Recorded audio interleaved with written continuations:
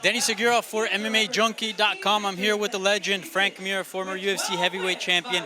We're here at the PFL Playoffs in Hollywood, Florida. Frank, first of all, before we get into your career as well as your daughters, real quick, right now we got the PFL fights going on in the background. What are your thoughts on this tournament and season format? Something very new that's been around now for a few years.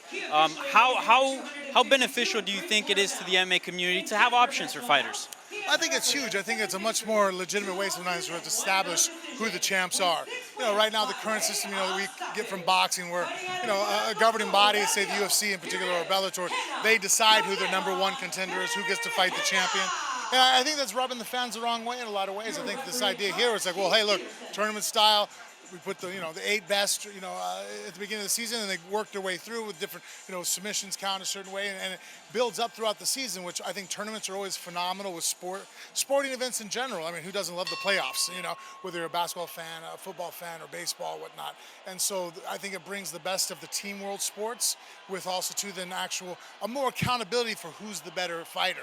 Obviously things always work out differently in a tournament, but I think it's much more acceptable to the fans to just saying, okay, we think he's number one. And I'm like, well, the guy just came from the outside. What are you talking about? Yeah.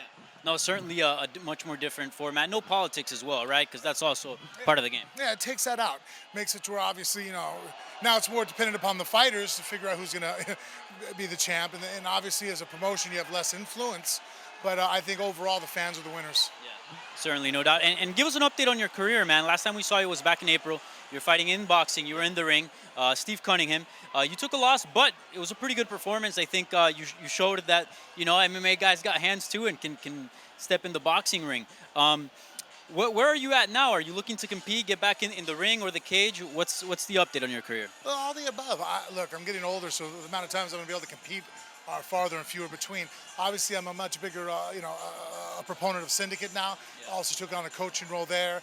John Wood and I, Mike Pyle, Gunderson, all the guys down there.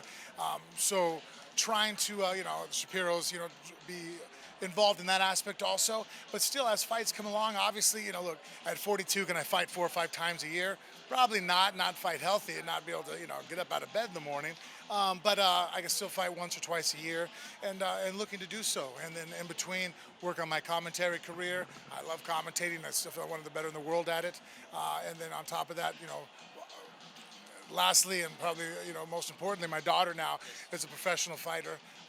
Coaching her and being a part of her career, helping her develop and move along and, benefit from all the strengths that her mother and I have given her, and then hopefully none of the pitfalls, or at least they can point them out so she don't fall into them too. Yeah, for sure. Your contract with Bellator is over, right? Like you're a free agent right now. Correct. Well, I have a contract with BKFC with Felderman. Right. Yes. Right, but his contract, man, the guy's a really cool guy, super easy to work with if anybody's looking for things to do.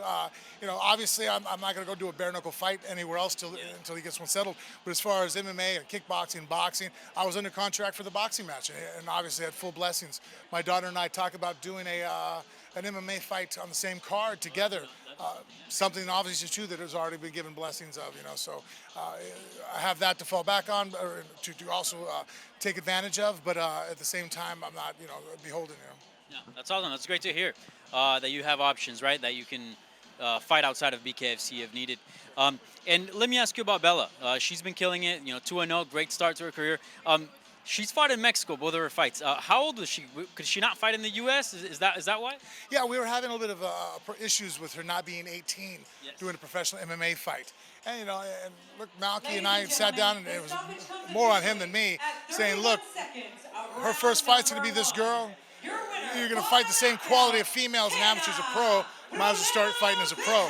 And so we switched over and right off the bat forego having an amateur career for the reason being that, again, just the depth. There's some phenomenal amateur females out there, that because of the way the rules work internationally in different promotions, there's a lot of talent. And so we were like, well, we'll just jump right into the professional fighting arena and she took off from there, national champ wrestler, multiple time All-American now, and now 2-0 as a pro even before she was 18. Yeah. Is she 18 now? Yeah, we just had her birthday. Oh, nice. So, we're here at PFL. Any chance that we see her in the PFL cage? Oh, no, there's definitely a strong chance. She wants to compete. She wants to compete some of the best in the world, and that's why we come here to see the fighters. And, obviously there's some phenomenal talent here. Yeah. PFL's done a great job at building prospects, young fighters, right? Clarissa Shields joined. I know she's not a young fighter per se, but new to MMA, right? Kayla Harrison as well, starting her career. Do you, as I guess, as a manager for her career, how much do you pay attention to that and not rush her to the top right away and make sure she gets, the proper fights and development? No, I think it's extremely important. I mean, I have to be careful at times, though. I am her father, so, I'm obviously probably more critical, more involved than a normal manager would be. But I mean, that's a good thing. That first round management, Malky helps kind of even that out, where he understands where I'm coming from as a father of a young girl. But at the same time, it's like, hey, look, thinking as a management, this is the route we should go. So I'll never be, I think, I'll never err on the side of overeagerness. I'm definitely a cautious individual, and that's what I'm doing. I mean, I hold my daughter back as far as we're not here yet. If it was up to her, she'd already be fighting for a title. How's the experience of cornering your daughter? Is it more nerve-wracking than a regular fighter, or what are the feelings like?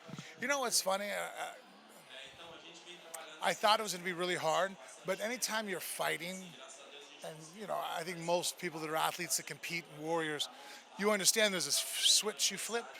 And for whatever reason, I was extremely nervous in the locker room. But when we made the walk, it was almost like it was fighting, where that switch gets flipped. And basically, we're in fight mode. So she just becomes like an extension of me as far as coaching. But it wasn't me sitting there going, oh, my daughter. Like, I was able to keep in combat mode.